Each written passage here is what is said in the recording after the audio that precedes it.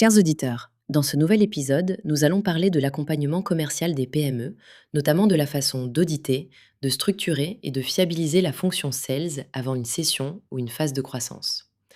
La fonction commerciale, souvent informelle ou très liée aux dirigeants dans les PME, est un pan de fragilité pour tout projet de cession, de levée de fonds ou même de développement ambitieux. Pour garantir l'attractivité de votre entreprise, il faut savoir où placer les efforts, auditer les forces et faiblesses actuelles, cartographier la dépendance à certaines personnes ou clients, examiner vos process de reporting et bien sûr votre stack digital, CRM, automation, canaux de prospection. Le nerf de la guerre, structurer des routines de pilotage commercial solides et reproductibles. Cela passe par la standardisation des points de suivi, la formalisation de votre pipeline de vente et des KPIs objectifs. Mais l'outillage digital doit rester un support.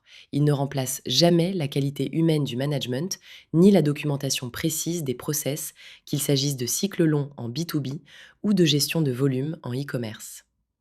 Attention aussi à ne pas déléguer trop vite ou dans le désordre. L'externalisation sales, c'est puissant, mais il faut d'abord fiabiliser votre proposition de valeur et solidifier votre pipe.